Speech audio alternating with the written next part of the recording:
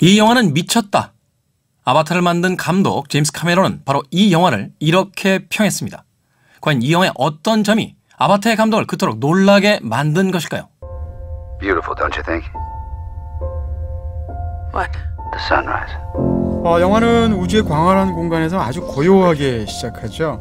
주인공은 라이언 스톤이라는 박사인데요. How you feeling? Like a chihuahua that's being tumble dried? 라이언 스톤은 우주에 떠있는 허블 우주망원경을 수리하는 임무를 현재 수행 중인데요. 우주 비행 자체가 지금 처음인 거죠. 그 옆에는 베테랑 우주인인 맷 코알스키가 함께 있는데요. Mission abort. Repeat. Mission abort. Explorer, this is Kowalski confirming visual contact with debris. Debris is from a BSE sat. 하지만 러시아가 폭파시킨 위성의 잔해가 결국 그들과 충돌하게 되면서 라이언 스톤 박사는 모든 것이 단절된 우주에 홀로 남겨집니다. Yes, I copy. I'm detached. I don't know. I'm spinning. I can't. 생존이 불가능한 우주에서 미아가 돼버린 라이언 스톤 박사. 과연 그녀는 무사히 지구로 귀환할 수 있을까요? Anybody, please copy. 영화 그래비티입니다. 미국에서는 2억 불이 넘는 어마어마한 흥행 성적을 거뒀고요. 지금까지도 계속 박스오피스에서 상위를 차지하고 있습니다. 네, 장기간 상영할 것 같은 느낌이 들고요. 네. 이 가을에 지금 가장 강력한 영화이면서 가장 큰 화제를 모으고 있는 작품이죠. 국내에서도 그렇고요. 자, 그렇다면 이 영화를 만든 알폰소 쿠아론 감독에 대해서 좀 알아볼 필요가 있습니다. 사실 이 해리포터 시리즈는 어떤 시리즈를 맡았어도 감독 이름보다 해리포터 이름이 먼저 나오게 돼 있잖아요. 그럼에도 불구하고 해리포터 시리즈 중에 평론가들이 일반적으로 베스트라고 꼽는 게 바로 아즈카반의 죄수예요.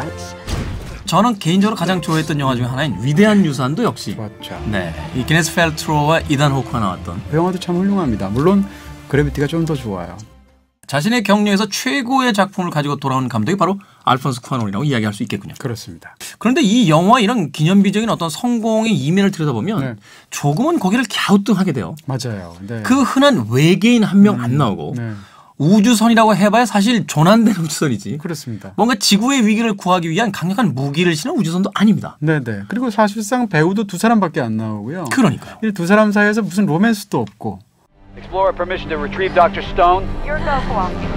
일단 뭐 시각 효과에 대해서 먼저 말씀을 드려야 될 텐데 시각 효과에 있어서 이 영화는 좀 기념비적인 영화가 될 것 같아요. 오프닝 시퀀스. 네네. 그렇죠. 오프닝 시퀀스 보면 무려 한 17분, 18분 이 정도 동안 이제 그런 것을 롱테이크라고 하잖아요. 마치 그 어떤 체험 마을 안에 들어가서 그 우주선과 이 우주인들이 어떤 공간에 위치하고 어떻게 작업을 하고 있는지를 직접 눈으로 한 바퀴 돌면서 보고 나온 듯한. 롱테이크라는 것에서 이 영화가 설명하고 있는 것은 결국 그 공간 속에서 그 인물의 위치라든지 인물의 상태를 설명해 주는 거거든요. 그것을 만약에 쇼트로 잘게 쪼개게 되면 공간과 인물의 관계를 제대로 설명하기가 어렵죠. 롱테이크가 이 영화에 어떻게 보면 주제하고도 굉장히 핵심적인 모티브하고도 닿아 있다. 이렇게 말할 수 있습니다. 일반적으로 우린 영화들을 관람을 하잖아요. 재밌게 감상을 하고. 네. 근데 이 영화는 보다 보면 진짜 거의 체험하는 것 같은 느낌을 준다는 거죠. 그 두 명의 우주인 사이에 어딘가 제가 앉아있는 듯한. 우주에 대해서 생각할 때 우리가 양극단의 경험이 있습니다. 하나는 뭔가 하면 우주라는 낭만. 우주를 유영하면 얼마나 정말 낭만적일까. 이런 것들이 있을 거고요. 또 하나는 우주라는 공포가 있거든요. 그 아무도 없음. 중력조차 없이 영원히 떠다닐 수밖에 없는 그런 굉장히 무서운 듯한 느낌이 있는데 이 영화는 그런 우주의 낭만, 우주의 공포를 동시에 너무나 다 역설적으로 잘 보여주고 있다는 거고요. 영화의 주제를 그냥 한 줄로 정리할 수도 있을 것 같아요. 우주에서 미아가 된 한 여성 우주인이 지구로 귀환한다. 그렇죠. 일부 의견이 어떤 의견이 있냐면 그래비티 기술적으로는 너무 훌륭하다. 근데 이야기는 너무 간단하고 시시하고 저는 그렇게 전혀 생각하지 않습니다. 이 영화가 훌륭한 것은 기술적으로 완벽한 것도 훌륭하지만 그 못지않게 굉장히 잘 쓴 시나리오고. So what do you like about being up here? The silence. 우주는 조용한 게 가장 좋다라고 말하는데 그 조용하다는 건 사람들로부터 떨어져 나왔다는 거죠. 그리고 이 여자는 지금 생에 대한 의욕이 사실은 없다는 거예요. 근데 이 여자가 조난 사건을 겪으면서 헤어지게 되고 그러면서 막 교신하는 내용을 보게 되면 응답하세요. 거기 누구 없어요 하고 다른 누군가를 애타게 찾습니다. Anyone. Anybody. 저는 개인적으로 사운드가 정말 어마어마했던 것 같아요. 엄청나죠. 그 사운드가 어마어마하다는 게 참 역설적으로도 훌륭한 게 우주에서는 소리가 없잖아요. 그렇죠. 영화 속에서 보면 엄청난 폭발 장면이 있는데 폭발 장면의 사운드가 따로 없습니다. 없어요. 네, 왜냐하면 우주에서 소리가 안 들리니까. 대신 그것을 어떤 각양각색의 사운드라든지 혹은 아주 장중한 음악들 같은 걸 통해 설명을 하게 되는데 굉장하다는 생각이 들죠.